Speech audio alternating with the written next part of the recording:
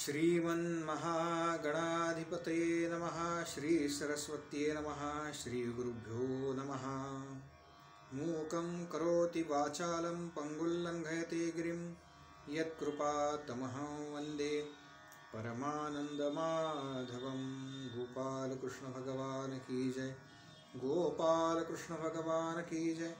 गोपाल कृष्ण भगवान की जय।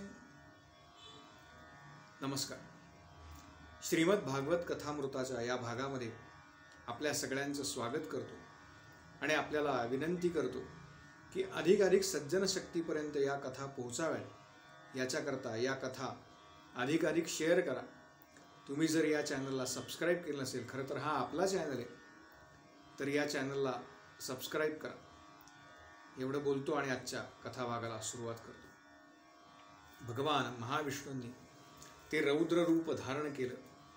नृसिंह अवतारामध्ये ते प्रगटले आणि त्यांनी हिरण्यकश्यपूला आपल्या मांडीवरती घेऊन त्याचा देह विदीर्ण केला आणि हे रौद्र रूप पाहून सर्व देव भयभीत झाले असा उल्लेख। त्यांना भीती वाटली, कारण त्यांनी आत्तापर्यंत एवढं रौद्र रूप भगवान नृसिंह ज्या रूपामध्ये प्रगटले ते पाहिलंच नव्हतं।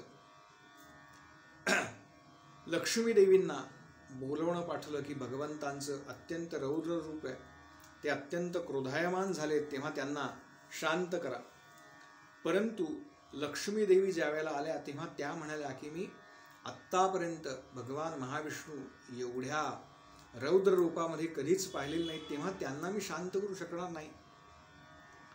आणि मग देवर्षी नारदांनी प्रल्हादाला अशी विनंती केली की केवळ प्रल्हाद हा एकमेव आत्ता या सगळ्या जे उपस्थित सगळे देवगण आहेत, ऋषीगण आहेत, त्याच्यामध्ये फक्त प्रल्हादच असा आहे की जो भगवंतांचं हे रौद्र रूप त्यांना शांत करा, त्यांना आवरून घ्या असं सांगू शकतो।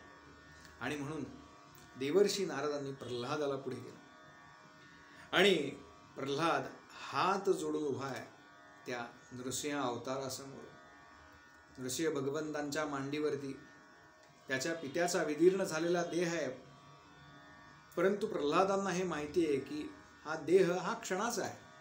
भगवत भक्ती ही आपल्याला जन्मोजन्मी कामी येणारी। आणि हात जोडून उभा असलेला प्रल्हाद बघितला आणि भगवान नृसिंहांचं हृदय एकदम द्रवलं असं म्हणतात। त्यानं ज्याप्रमाणे गाय आपल्या वासराला आपल्या जिभेनं चाटते त्याप्रमाणे त्या प्रल्हादाला आपल्या जवळ घेतलं, आपल्या मांडीवरती बसवलं आणि त्याला चाटायला सुरुवात केली। आणि आता भगवान नृसिंह त्या प्रल्हादाला म्हणतात, अरे बाळा, तू माझ्यासाठी किती दुःख सहन केलंस रे।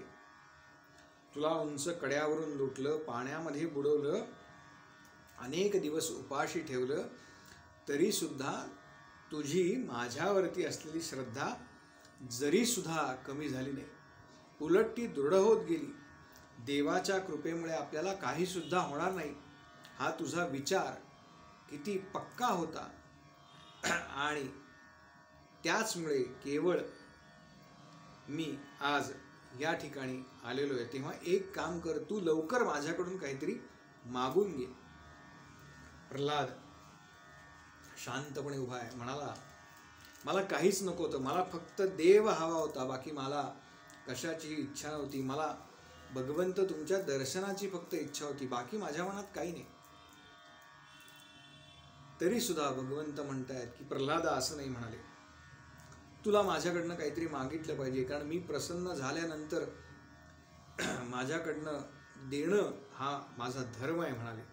तेव्हा तू जे मागशील ते मी तुला देईन, तुझी सर्व इच्छा मी पूर्ण करीन। त्यावेळेला प्रल्हादजी म्हणतात की भक्त खरं तर कशाचीच अपेक्षा करत नाहीस,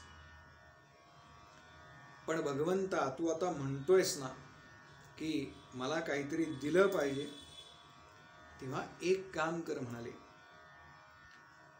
ज्या मनानं मी सदैव तुला स्मरलं, ज्या मनामध्ये कायम तुझीच मूर्ती होती, ते मन सदैव तृप्त असावं आणि त्या मनामध्ये कधीही कोणालाही काहीही मागण्याची इच्छा होऊ नये असा वर तू मला दे।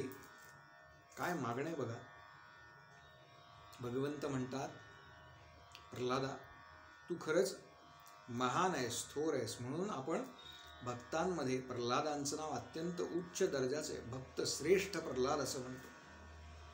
भगवंतांनी प्रल्हादांना उपदेश केलाय, म्हणाले खरं तर तू जे मागतोयस ते तर पूर्ण होईलच, परंतु या मनवंतर संपेपर्यंत तुला पृथ्वीचं राज्य उपभोगावं लागेल आणि त्याच्यानंतर म्हणाले तुला माझ्या लोकी मी स्थान देणार आहे. प्रल्हाद म्हणाला, भगवंता माझी अजून एक इच्छा आहे, माझ्या पित्याचे सर्व अपराध तू पोटात घालावेस आणि त्यांना क्षमा करावी अशी माझी इच्छा आहे. त्यावेळेला भगवंत म्हणाले, प्रल्हादा तू काही काळजी करू नकोस, तुझ्या पित्याचा निश्चितच उद्धार झालेला आहे, तेव्हा तू प्रथेप्रमाणे पित्याची जी कार्य असतात लौकिकातली तेवढी फक्त पूर्ण करून घे. असा उपदेश भगवंतांनी या छोट्या प्रल्हादाला केला आणि त्या ठिकाणाहून भगवंत अंतर्धान पावले. भगवंतांची प्राप्ती झाल्यानंतर आम्ही भगवंतांकडे काय मागावं हे सांगणारी खरं तर ही कथा आहे. ही एका अर्थाने प्रल्हादांची कथा आहेच, नृसिंह अवताराची कथा आहेच, पण आम्ही ज्यावेळेला मंदिरामध्ये उभे राहतो याचक म्हणून, तेव्हा आम्ही किती क्षुल्लक गोष्टी भगवंतांकडे मागतो याचा विचार कधीतरी आपण केला पाहिजे. याच्यासाठी ही कथा आहे. प्रल्हादजी भगवंतांकडे काय मागतात तर कोणाकडे काही मागण्याची जी इच्छा आहे ती इच्छाच मला होऊ नये एवढं फक्त तू दे भगवंता, असे उदात्त विचार आपल्या पुढच्या पिढ्यांचे व्हावेत, किंबहुना आपलेही त्याच पद्धतीनं विचार असावेत अशी आपल्याला सगळ्यांना प्रार्थना करतो. अधिकाधिक युवकांपर्यंत, युवतींपर्यंत आणि त्याचबरोबर लहान मुलांपर्यंत की ज्यांच्यावरती अत्यंत संस्कारक्षम असं त्यांचं वय आहे, त्यांच्यावरती ह्या चांगल्या विचारांचे संस्कार व्हावेत. त्यामुळे या कथा निश्चित लहान मुलांना सुद्धा ऐकवा एवढी प्रार्थना करतो. आणि जर आपण चॅनलला सबस्क्राईब केलं नसेल तर सबस्क्राईब करा आणि या कथा अधिकाधिक लोकांपर्यंत पोहोचाव्यात याच्याकरता शेअर करा एवढं सांगतो आणि या ठिकाणी थांबतो. गोपाल कृष्ण भगवान की जय. गोपाल कृष्ण भगवान की जय. गोपाल कृष्ण भगवान की जय.